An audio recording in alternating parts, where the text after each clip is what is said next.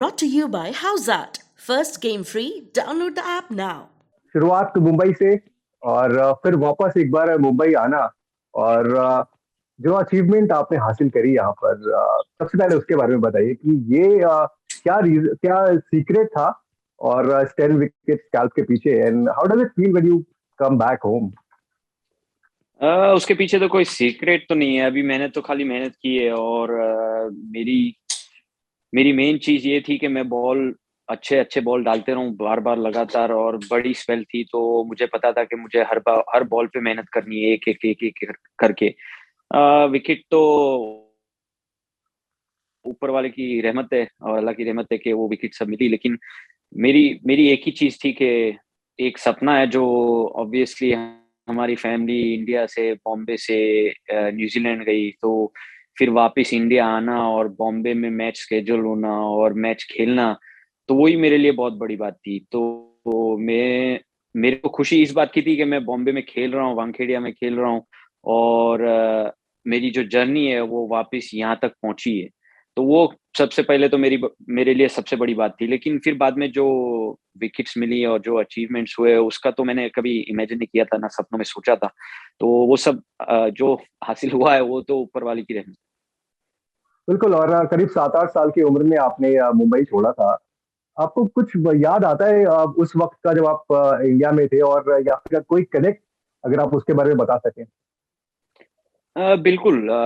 मैं यहाँ पे तो जब छोटा था तभी माउंट मैरी में स्टडी करता था। हम लोग यहाँ पर तो फ्लैट सिस्टम में ही रहते थे, बिल्डिंग में रहते थे। सामने वाले मेरे खास दोस्त थे और ऊपर के माले वाले वो भी मेरे दोस्त थे। तो हम अक्सर उधर चौल में ही खेलते रहते थे या तो फिर नीचे नीचे बगीचे में जाके क्रिकेट खेलते थे।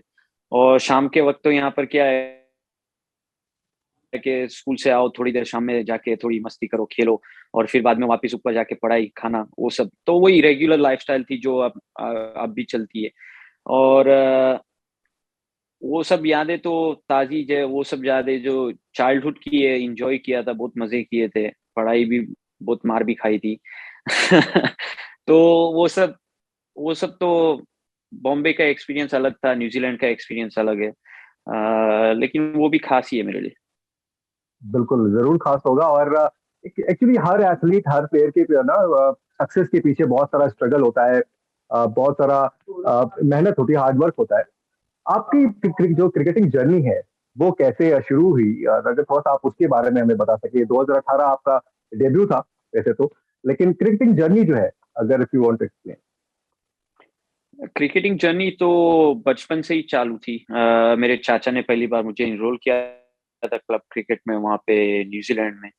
और वहां से जो शौक पैदा हुआ वो बढ़ते गया। फिर ऐसा था कि मुझे कुछ करना है क्रिकेट में, मुझे क्रिकेट में ही आगे बढ़ना है और वही इच्छा थी। तो लेकिन पहले तो फास्ट बॉलर था तो सक्सेस भी था अंडर 19 लेवल पे डोमेस्टिक में। लेकिन फिर बाद में वहाँ पे सिलेक्शन नहीं हो रहा था, हाइट कम थी। मुझे समझ में आ गया था कि हाइट कम है तो ज्यादा आगे बढ़ नहीं पाऊंगा। तो अभी मैं क्या कर सकता हूँ क्रिकेट के लिए, अभी मैं कैसे आगे बढ़ सकता हूँ। तो वो टाइम पे दीपक पटेल मेरे बहुत अच्छे कोच थे, वो अंडर 19 के कोच थे मेरे। तो उन्होंने उनसे मैंने बात की, मैं बोला कि देखो ऐसी ऐसी सिचुएशन है, आपको तो पता है और मैं चाहता हूँ कि मैं स्पिन बॉलिंग की थोड़ी ट्राई करूँ। तो वो बोले कोई बात नहीं, अगर तेरे को मेहनत करनी है और तू करने के लिए तैयार है तो मैं तेरी मदद करूंगा। तो उन्होंने धीरे धीरे करके मुझे समझाया कि स्पिन बॉलिंग के बारे में, उसके क्राफ्ट के बारे में, एक्शन के बारे में। और वो हमेशा मुझे एक छोटी सी चीज देते थे जिस पर मुझे काम करना है। और वो चीज मैं लगातार 3 हफ्ते 4 हफ्ते मेहनत करता था। फिर जब वो चीज में मेरे को समझ में आ जाती थी या वो चीज मेरे में बैठ जाती थी तो फिर मैं वापस उनके पास जाता था कि देखो ये है, आपको क्या लगता है अभी ये सही है? अगर वो सही होता था तो फिर वो आगे का दूसरा कुछ स्टेप देते थे।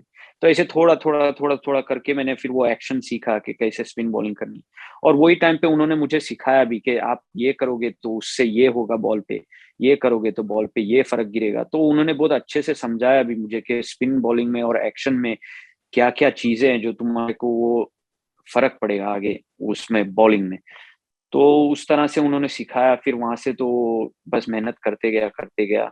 डोमेस्टिक में फिर मौका मिला और उसमें परफॉर्मेंसेस दिए, उसमें लगातार 3 सीजन्स ज्यादा से ज्यादा विकेटें ली, फिर बाद में जाके मौका मिला।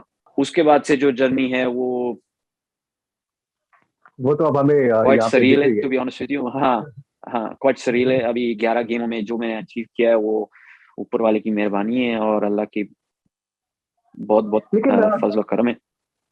बिल्कुल लेकिन एजाज भाई ये स्विच ओवर आपको क्या ये चैलेंजिंग था आपके लिए, क्योंकि शुरुआत की थी आपने एज ए सीमर जैसे आपने बताया भी हमें अभी।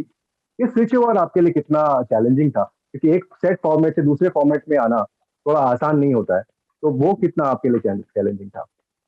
बिल्कुल चैलेंजिंग था, क्योंकि पहली बात तो ये है कि मैं काफी अच्छी सीम बॉलिंग करता था। ऐसा अंडर 19s में भी मैंने बहुत अच्छे परफॉर्मेंसेस दिए थे ऑकलैंड के लिए।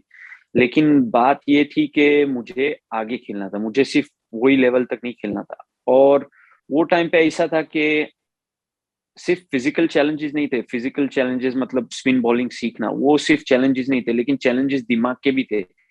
क्या मैं ये सही कर रहा हूँ, क्या मुझे ये चेंज करना चाहिए, अभी मैं चेंज करूंगा और फिर आगे नहीं बढ़ पाया तो मेरी सीम बॉलिंग भी चली जाएगी, स्पिन बॉलिंग भी चली जाएगी। और वो सपना, फिर वो सपना तो वही था ना कि न्यूजीलैंड के लिए खेलना है। तो वो भी डर था कि क्या मैं ये चेंज करके मेरा सपना तो नहीं खो दूंगा, भले सीम के तरह से मैं अगर आगे बढ़ पाता तो वो सब चीजें थी। लेकिन मेरा फैमिली का सपोर्ट भी बहुत बड़ा था। फैमिली ने मुझे कॉन्फिडेंस दिया कि कोई बात नहीं, तुमको ट्राई करना है, करो, ऐसा कुछ नहीं है कि बस इधर ही यही इसके ही लाइन से तुम आगे बढ़ोगे। तो उन्होंने भी बहुत कॉन्फिडेंस दिया। और हमारे जो बैरिंगटन रोलैंड थे क्लब में, और किट परेरा थे, और दूसरे सब बहुत सारे कोचेस थे, उन्होंने सबने कॉन्फिडेंस दिया कि हाँ, तुम करो, कोशिश करो, कोशिश करने में क्या जाता है। अगर तुम ट्राई करोगे तो ही तुम्हारे को मालूम गिरेगा ना कि तुम कर सकते हो या नहीं कर सकते हो। अगर ट्राई नहीं करोगे तो फिर कैसे मालूम गिरेगा। और वो बिल्कुल। और अब जी बोलिए। जिम ब्लैकर, अनिल कुंबले और एजाज पटेल, हम्म। ये जब आप देखते हैं अपने आप को, अपना नाम आप उस रिकॉर्ड बुक में देखते हैं, और जर्नी अगर हम ऐसे देखें इंटरनेशनली तो 2018 से शुरू हुई थी, इसको आप कैसे देखते हैं? क्या कुछ आप कहना चाहेंगे इसके बारे में?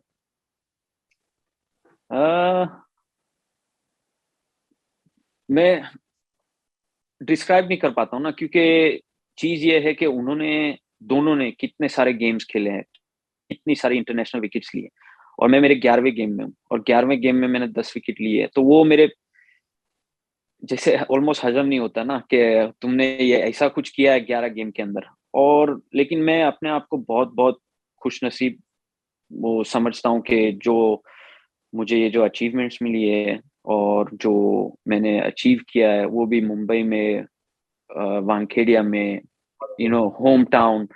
तो ये जो स्क्रिप्ट है वो मैं हमेशा बैठ के सोचता हूँ कि ये स्क्रिप्ट मैंने तो नहीं लिखी है, ये मेरा काम नहीं है। मैंने मेहनत की है जरूर, मेरे पीछे लोगों ने बहुत मेहनत की है जरूर, लेकिन ये जो सब हुआ है, जिस तरह से हुआ है, वो कहीं ना कहीं तो ऊपर वाले का ही काम है, पूरे से पूरी तरह। बिल्कुल। बिल्कुल। और अगर जैसे अगर आपको इंडिया की तरफ से, अभी आप ब्लैक जर्सी में है, लेकिन अगर आपको ब्लू जर्सी पहनने का मौका मिलता, अगर आप यहाँ से खेल रहे होते, तो क्या आप एक सीमर होते, फिर आप यहाँ पर भी आप यही सोचते कि नहीं, मुझे टीम में अगर आना है तो मैं एज ए स्पिनर ही आऊँ? किस रोल में आप अपने आप को देखते हैं इंडियन टीम में? अभी वो तो पता नहीं है, यहाँ की कंडीशंस अलग है, तो शायद मैं अगर यहाँ पर होता तो शायद पहले से ही स्पिनर होता, और सीमर होता ही नहीं, क्योंकि यहाँ पर सीमर को बहुत मेहनत करनी पड़ती है कुछ विकेट में से निकालने की। तो शायद मैं अगर यहाँ पर बड़ा हुआ होता तो शायद मैं पहले से स्पिन बॉलिंग डाल रहा होता सबकी तरह, क्योंकि यहाँ के स्पिनर्स माहिर है यहाँ की कंडीशंस में, और बहुत अच्छी डालते हैं। तो उनसे भी बहुत कुछ सीखने मिलता है। ये सीरीज में उनको देख के भी बहुत कुछ सीखने मिला है, उनसे बात करके भी बहुत कुछ सीखने मिला है। तो मुश्किल है बोलना, लेकिन मुझे नहीं लगता कि अगर मैं यहाँ पे होता तो सीम बॉलिंग पहले से शुरू करता, पहले शायद स्पिनी बॉलिंग करता। लास्ट कपल ऑफ क्वेश्चन सजल भाई, आप अगर बात की जाए मेंटर्स की, हर किसी न किसी का कोई एक मेंटर होता है, आपका कौन मेंटर है? और इसके अलावा क्रिकेट के अलावा आपकी जिंदगी है वो कैसी है, थोड़ा उसके बारे में भी हमें बताइए। देखो, मेंटोर मेंटोर मेरी क्या चीज है कि मेरे करियर में बहुत सारे मेंटर्स हैं। पहले तो जैसे मैंने बताया, दीपक पटेल है, बैरिंगटन रोलैंड है, फिर पॉल वाइजमैन है, और मेरे स्कूल के कोचेज है, मेरे फर्स्ट 11 के कोचेज है। लेकिन अब क्या है कि अब अलग अलग लोगों से अलग अलग चीजें लेनी पड़ती है। सब अलग अलग एडवाइस मिलती है। किसी से तुम्हारे को पीस ऑफ माइंड मिलता है, किसी से तुम्हारे को टेक्निकल एडवाइस मिलती है, किसी से तुम्हारे को लाइफ की एडवाइस मिलती है। तो मेंटोर जरूरी नहीं है कि बस क्रिकेट के बारे में हो। जरूरी ये है कि ऐसे लोगों को आपके आसपास रखो जो तुम्हारी तुम्हारी नॉलेज बढ़ाए। सिर्फ क्रिकेट में नहीं, क्रिकेट के बाहर तुम्हारे दिमाग की नॉलेज बढ़ाए, तुमको अच्छा इंसान बनाए, तुम्हारे तुम्हारे वैल्यूज को इंक्रीज करे। तो मैं मेंटोर्स में वैसी सब चीजें ढूंढता हूँ।